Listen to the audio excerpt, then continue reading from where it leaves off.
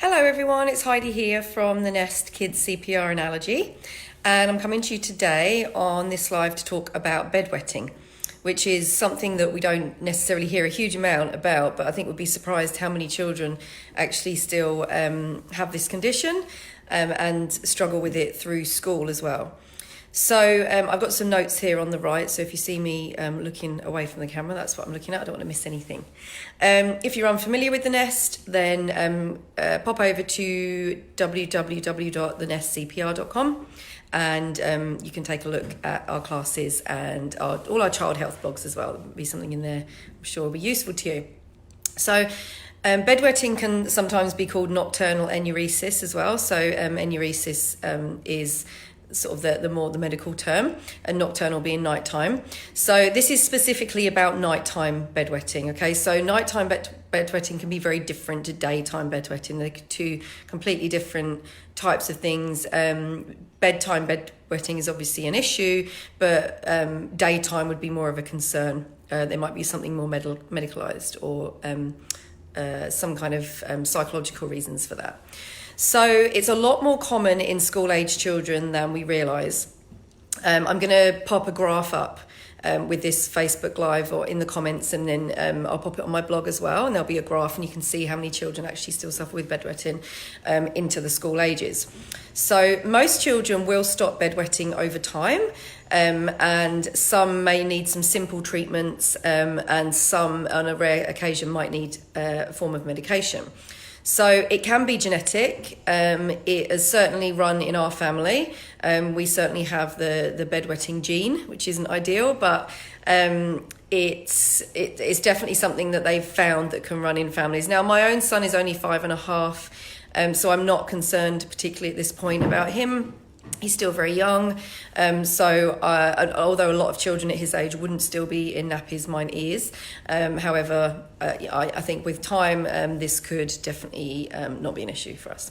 So we'll have to wait and see, though. I'll keep you updated, especially if we need to take any treatments or anything like that. So some of the reasons that a child wets the bed can be also maybe that the child just have a small bladder capacity, so it just can't retain so much urine. Sometimes their kidneys carry on creating urine overnight when normally the kidneys should slow down a bit, so sometimes they'll just keep on creating as much urine as they do in the daytime, and sometimes they just sleep very deeply, and that can be an issue. And sometimes it can be due to constipation as well. So there's all these things that we can rule out. So we never know specifically exactly what it is, but that is definitely some contributing factors there, obviously along with the genetic link as well. If a parent or both parents have been bedwetters, then there's a chance that the child will be too. So when to see a doctor? So your child really should be over 6 by the time you see a doctor, because under 6 it's usually unnecessary.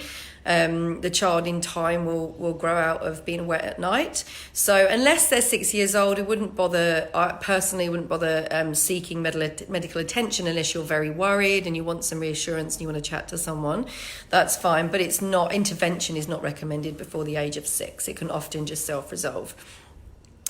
If you or your child are really troubled by it, then you probably need to speak to someone, and especially if you're punishing your child, there shouldn't be any punishment around bedwetting at night, although it can be frustrating. So if you're feeling like that, definitely getting some help would be the thing to do. If your child wets themselves or has bowel movements in their pants in the daytime, so then you should be seeing a doctor, because really daytime wetting or bowel movements it definitely probably needs to be seen by a doctor. So treatments for bedwetting can range from very simple things like star charts, motivational type stuff. So sticker charts, anything with just a bit of that positive reinforcement can work absolute wonders. So motivation is definitely very, very successful with bedwetting, and that can be a complete cure for your child. So a simple, sticker chart, star chart, anything like that. Your child should still drink plenty of fluids throughout the daytime and evenly throughout the day. That what they've found is that restricting fluid later on in the day and towards bedtime is not shown to help with bedwetting at all. So that is a common thing that people say, oh, you don't let them drink after, or they say, oh, just let them drink milk, later on in the day. But actually, that's not shown to make any difference. So the thing that does make a big difference if your child gets to the point where they need intervention is the bedwetting alarms. So they will go underneath your child. Your child would maybe just go to bed with just some pants on or a nightie, and there would be like a pad underneath your child's bottom. And as soon as that pad gets even slightly wet, this alarm goes off. So the logic being that they're waking up with still pretty much a full bladder. So their, brain is connecting that they need to wake up because they've got a full bladder. So I think 80% of children become dry through using these alarms. And there's all sorts of guidance on how to use them, but obviously that's for only necessary if you actually have to use the alarm, but that's how they work.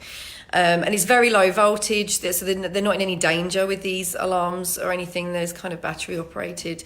And the logic is that your child should get up and sort of stop the alarm and go to the toilet and then be able to get back into bed, etc. What you can do is have, if you haven't yet got to the point of the alarms, you can get obviously the waterproof sheets underneath a normal fitted sheet, which can really save your mattress. Obviously, if it happens more than a couple of times, it can really ruin a mattress. So that's always a good idea to get. There are medications that can help your child's kidneys basically not produce so much urine overnight. But that is something that's used only after all the other more simpler treatments have been tried and if they haven't worked. So there is a medication, but it's not first-line treatment. And the last thing to say about bedwetting is that it's not helpful to put your child still in nappies or pull-ups because they're unlikely to stop bedwetting if they've still got those on. Okay, so that comes recommended that we don't still use them. If your child's past that age of 6 and the bedwetting continues, we need to be trying other strategies like the motivation, the star charts, etc., but without a pull-up on, because it's not shown to help, it's shown to kind of hinder. So I hope this is helpful for you.